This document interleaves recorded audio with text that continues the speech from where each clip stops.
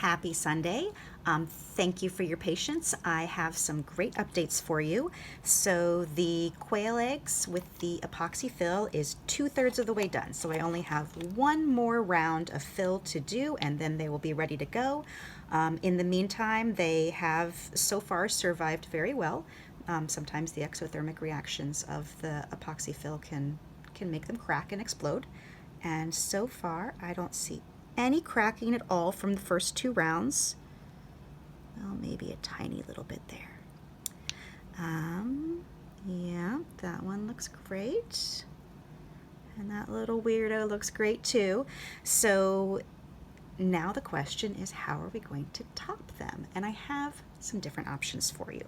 So in addition to our baby quail eggs, we've got the full-size eggs. Obviously, this chicken egg, the pinwheel one, that was, let's see, this one's a little bit older. It should have, I usually do an initial and a year somewhere on every egg that I do, and gosh, I might have missed it on this one. That's sad. It's definitely a few years old because I haven't done this design in a while. So I don't know how old it is, but it has the one-shot UV resistant acrylic protective varnish on it. So it is UV resistant. It doesn't have the epoxy. This one is $20, and it has a gold finding glued onto it. So this is what I usually do for hanging ornaments: is I glue on, we call it a finding, and it just allows it to be hung very simply. You don't need to use a ribbon. I use those for display. You can just put a regular ornament holder, one of those the wire ones, just right through there, and it hangs great. So these three, the duck egg and the two guinea fowl eggs, that's those. So they all have about 3 thin layers of epoxy on them. So they're very shiny, they're very glossy, they're very sturdy. And I can put, oh, this one, the hole is on what I would usually consider the bottom. So when it hangs, it'll hang with this hanging down and this side hanging up. Just as an FYI, I don't think that's going to upset you too much. You're probably not nearly as OCD as I am about these things, because these have the hole on this side. So they will be hanging with that side down and this side up, this side down, this side up. So they'll all hang that way. And these can have, well, I actually have quite an assortment of findings. Well, not quite an assortment. I've got a couple of different styles and a couple of different colors. So if we want to match this one as closely as possible, I don't have exactly the same thing. What I do have is these, which are gold, and we call them a gold filigree, but they have a little bit of a swirl to them. And they would be just about that big on it. So it doesn't cover up much of the design at all on these big eggs, but it does give a nice good grip. That's how it would look on that. And that is how it would look on that one. If you would rather go with silver, silver is also an option. And these are tiny bit smaller than the gold ones. I probably wouldn't recommend it on this one just because, oops, it has a larger hole, so the smaller finding won't cover it quite as well. Boy, I got butterfingers today. Good thing these are coated with epoxy, so they're almost unbreakable. That's how it would look on that.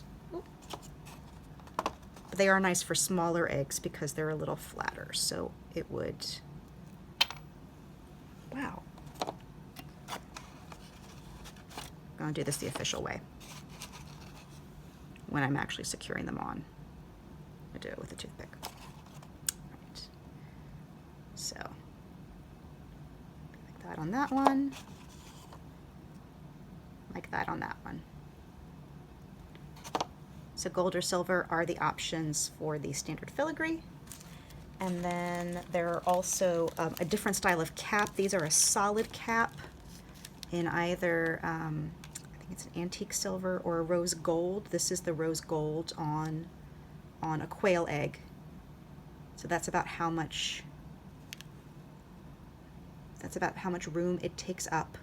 So it's I feel like they're proportionally a little big for quail eggs, but they are very sturdy and they do give a nice solid cap.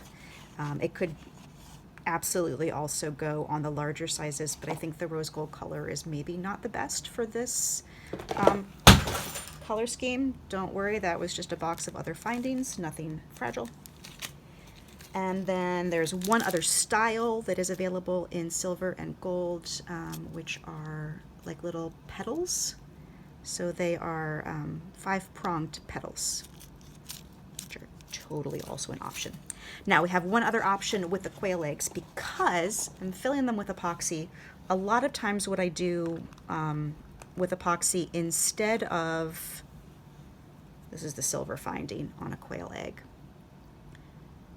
So instead of gluing or epoxying it onto the outside, because I'm filling up the inside, what I can also do is drop a pin into it, an eye pin, like the kinds used for jewelry making.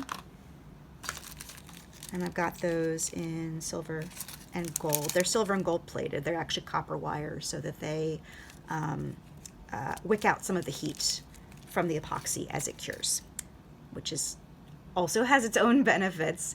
So this is a silver one, and I've got a gold in here as well somewhere. Come on out, little one. Okay. So the difference between silver and gold, it's pretty minor in these, actually. They're fairly subtle. So the advantage of these is that it is literally anchored in the epoxy. It is 100% solid, and it helps wick out the heat in the heating process, and it also doesn't cover any of the design because it just slots right into the hole that's already there. You don't lose any of the design. Now, none of these have anything super complicated going on in the hole, so you wouldn't be losing that much. So it's totally a style preference as to what you would rather have for hanging. When you're getting out your ornament hangers, you just stick them right through there. Same way as if it were one of the findings. And there's a third option. I've also done a little bit of experimenting with hand forming sterling silver wire. The sterling silver wire, it's obviously sterling silver all the way through. It doesn't have the copper in it. So I can make it whatever size loop I want. It's also because it's hand formed, it's going to be a little bit messier. They're not going to be as perfect and as round. That is also an option if you want a larger loop. If you think that at some point you might want to like stick a chain through it or a thicker cord or something larger or thicker than ribbon or an ornament hanger. But if you're just going to be doing ornaments, the little ones, the little pins are absolutely fine. So those are your options. For the big guys, what kind of finding? Do you prefer gold or silver? We can keep it gold to be a match set, or we can mix it up. Totally up to you. And then for the little guys, they can either have findings glued on or pins dropped in, and they can be gold or silver also.